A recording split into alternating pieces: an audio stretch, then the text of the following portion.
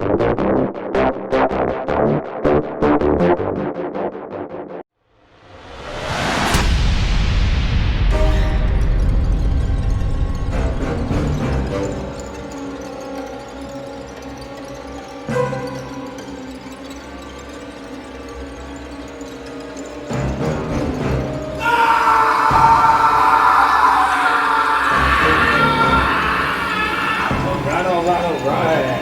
Welcome to MND PCP Review. We're going to go a different route today because some things just kind of baffle me, and I like to, experiment and see exactly what's going on with things I haven't messed with, and I apologize. But I decided to take apart some of these Turkish PCPs that were very similar and are coming from the same city and same production plant to see the very varying qualities or lack of quality. The one I have in front of me, I'm not going to give a name, but this is a block, a pneumatic block, and with quite a few irregularities compared to other pneumatic blocks. Namely, we're just going to start with the simplest ones that are quite prevalent from the eye. And if some of you may have had ones like this, and some of you may have not, but if you'll look, let's use this side. I don't want to give away who it is. There we go. And if you look at that, you see how that curves up in the front. So it was machined that way, and the problem is when this goes into this particular stock that this sits on, it causes quite the wobble, and especially when it doesn't have the two screws that are required. It only comes with one to hold it into the wood. So that's one thing. Another thing we have here, and I don't know if you can catch this, is this top part here. And this part is at an angle. I don't know if you can see that gap or not. Let me get it flat, then flush there. There's a gap. It's at an angle. This is machined down, causing the barrel to sit in at a downward angle, while the opposite is true for where the air tube itself sits. It's machined up and causes the air tube to rise up, causing the barrel and the barrel and air tube to contact each other, even with the barrel shroud off. So very crucial things, and we know already there's no way that could be accurate.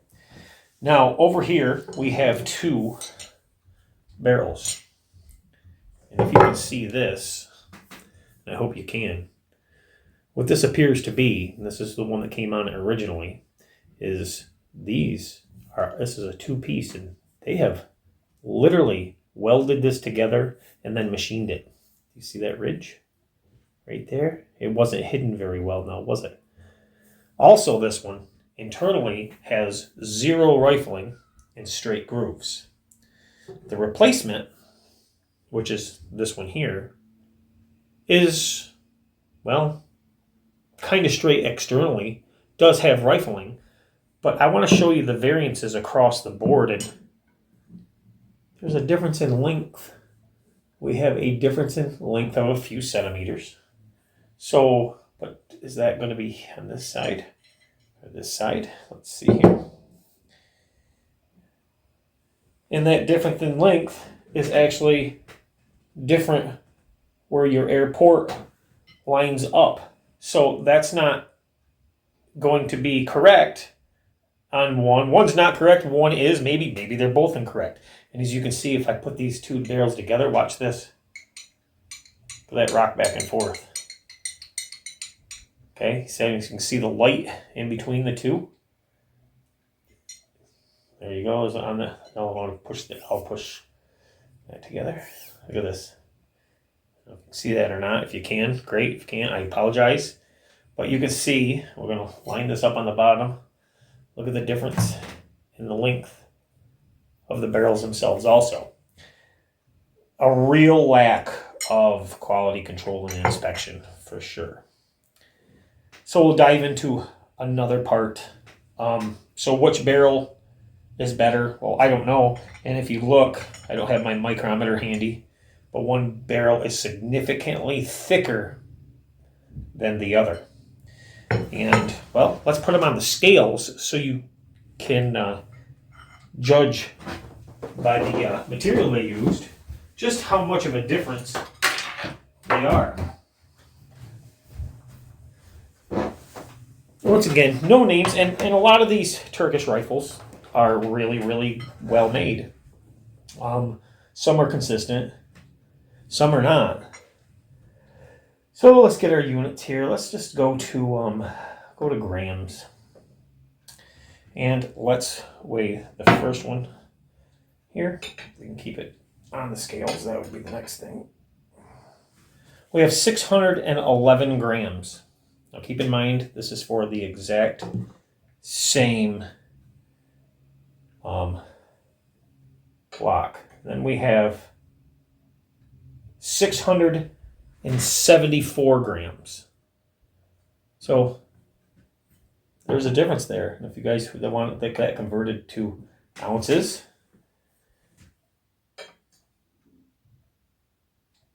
you got 1 pound, 8 point some ounces.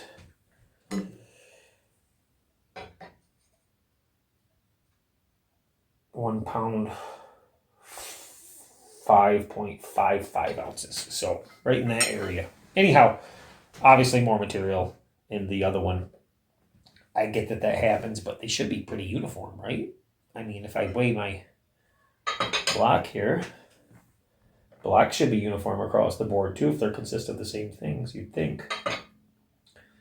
15.50 ounces, and I'll keep that in the back of my head in case I weigh another one. But obviously there's a difference in length. There's a difference where the transfer port here is they're just in different spots, different locations. And how does that work with the internal of the pneumatic block? How does that work? It's got to make quite a bit of difference, you'd think, the way the power is transferred. Another thing is, they're supposed to use on these a really high-grade steel. Well, I don't know how I call it a trigger sear, how the trigger sear would snap right in half from use. Here's another one, what it's supposed to look like here. And here's this one. These are things to look out for. Some more to look out for is your cocking mechanism and pin. There's a little spring that sits in here. Don't lose that. You need those if you ever have to replace these. This is the one that came in it, and this is constantly lubricated, and there's a lot of corrosion on this, and if you look closely, it's not a very smooth finish. I don't know if you hear this or not. You ready? That doesn't make for a smooth mechanism, I mean, at all. And the roll pin in here is very cheaply done. And here's another one from the same brand. This is a new one. If you can hear that or not. Another one, I mean, this is new. It doesn't have any corrosion at all on it, but it's not a very smooth mechanism. And here's one that comes out of the same factory that is polished, very smooth, like glass, and has better roll pin in it. Everything is polished and smooth. So a big difference between the internal components of these three, which is quite amazing. Another difference is in a lot of them, you can have an aluminum cover. This one happens to be plastic, and a lot of them are aluminum. And a lot of the polishing on your hammer spring adjustment is on a lot of these is quite rough. This one I've actually emeryed and smoothed it up and polished, so it does function quite smooth now. Well, it did not at first. So that's a look at that. So what's my point? Just look out for this stuff. If you start knowing how these things operate, and what goes into a quality, when you get a nice one that's a quality. And if you guys remember, I when I first got one of my first Turkish PCPs, the internals are impeccable. The machining's impeccable. And now I have two that are impeccable, and one's by Gunson. And it's pretty much the same thing as the other one that I'm not going to name. We're going to call that Brand X. But these are quite capable of being really reliable, fantastic PCPs that are pretty much bulletproof, that are easy to maintain and work on, as long as you have a decent starting point. All of these parts are interchangeable across the board on this particular style. And I can think of 7 off the top of my head that all come from the same manufacturer and the same plant under different names. And it's obvious that some, the quality control and some of the people, you got to pay to play. So if you're rebranding something in your name and you're not paying what brand A and B is paying, and your brand C, you get the lower level. And that's how that works, because shit rolls downhill. The company that actually manufactures all of these, all of them that are this style, and I don't care if you've seen it advertised as something coming from another country, that just means they're assembled in that country, but the parts are shipped to that country and they assemble them. And they're first rate. If you guys know what I'm talking about, I'm not going to name names, but if you know what I'm talking about, those ones are first rate. And they got a real discount because, well, they're doing the assembling themselves and they upcharge for that assembly. It's not coming from the plant. So, but all these parts across the board are interchangeable. You can even take, and this one here is actually a 217, or you can say 22. And this is a 25 block, okay? And you can change your pin. Put your pin in. And then you change your barrel to a 0.22 and you have a 22, or vice versa with the 22s. You can go to a 25. So this block is usable on both platforms. Super easy. There's little adjustments here. They've used no thread lock on anything, so things back out.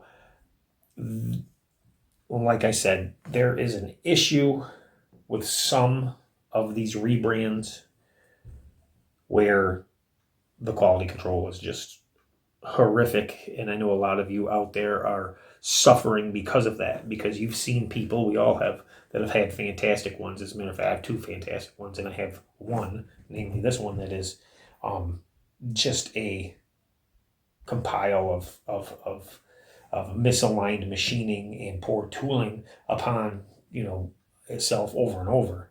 We can look inside this one, and you're not going to be able to see, but we can look inside this air port where the air tube goes, and it's full of metal shavings.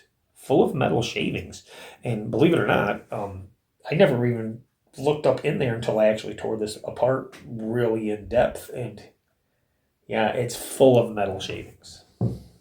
Well, that's not good. Another thing we can look for, a couple things that are very important, is your shrouds. I have yet to see a shroud, except on the Gunson, that is cut uniform on each edge. And if you know, when this slides over your barrel and you put your end cap on and you tighten it down, if that's not cut uniform or it's at an angle, you're going to get this one way or another, or maybe sideways or this, and it's definitely going to affect accuracy. Every single one of these that I have, every single one, and I mean every one, are at an angle. So they need to be simple fix. They just need to be trued up. They are usable. That's why I started making my own stainless ones. And then we're going to go to an air tube. I just sent an air tube to one of the better ones I had to Bison Workshop. If you haven't checked him out, check him out. Machining on this air tube. This is just a carbon wrap, and I stuck this on to protect it from getting banged up, because, well, the barrel would hit the shroud. The machining on this one isn't as bad as some that I've seen, but there is a issue with this also, where it is machined off the tube itself where the valve goes in is at an angle itself. It's angled down, which causes the air tube to come up. Plus, with that being angled down here, once you hit that and you tighten it up, it brings it, when you tighten your screw, this whole thing pulls up right into the barrel. And maybe I can show you that. Just maybe here. We got it over here. Let me show you what's going on. So if we stick in our barrel, and I'll line up my transfer port. Okay. This is where we're at. You see that? You see how that gap's not uniform? And the air tube's going up in the air. When you hit that, it presses it right up. I'm not pushing down on it. Now, if this is tightened up, it's just like this, right against it. That's with the shroud off. That definitely is a huge, huge issue. You'll never have any accuracy. Now, I did, however, another thing you want to look for is some of these air valves themselves are not seated down in all the way, such as this one. And they're really gouged up, or they've been forced into other pneumatic blocks. Yeah, they've literally, some of these are for, some people can't get them out. And some people, when they do get them out, they have to literally mallet them back in. And that's not the way it should be. They should go in snugly and firm, but with no extreme amounts of pressure. So, while this particular air tube does not leak, it stays right at whatever bar I set it at, it definitely does have quite a bit of flaws itself. So what we had was a PCP that was flawed through and through, and even the now this barrel, this second one that was sent, is, I laser checked the outside. It is straight. The inside does have rifling. I don't believe this is the culprit of its inaccuracies. And what I will tell you is, with this barrel, the standard deviation greatly improved over the other one. Even though the other one wasn't bad standard deviation, it did improve over a longer shot string. I could have a standard deviation over about 15 shots of 4. So pretty decent, where the other one was about 3 over about a 5 shot string. And I believe that has to do with the barrel being rifled for one, and the location of the transfer port in the barrel itself. So that's what we're looking at with these. They're a very simple mechanism. They're very simple to, once you take one apart, and if you pay attention, take some pictures. If you do that, if you're going to work on it yourself, of your pneumatic block, take some pictures of it. Make sure you know how it goes. I've been over these. I don't think I've ever dived into removing your lever and your pin. It's pretty easy. You simply I just take a small screwdriver and a little brass hammer, and I knock out the pins. There's 3. Everything comes apart. You're going to want to remove. There'll be an order that it comes out in naturally. Just don't lose any springs or anything. You do have a spring here. If this comes flying off, just know that this goes on your pin. And then you have your hammer spring, and this is your hammer spring adjustment. Your hammer spring adjustment simply works by screwing on these threads here, and that'll increase or decrease power. If you guys, I have a video out about that if you need to know how to do that. And I have the pull out, and there's just a little spring that sits in there. Everything goes back in the way it came out. Pretty easy. This one actually is I'm starting a new wall, and it's gonna be called the Wall of Shame. And this is gonna actually be the first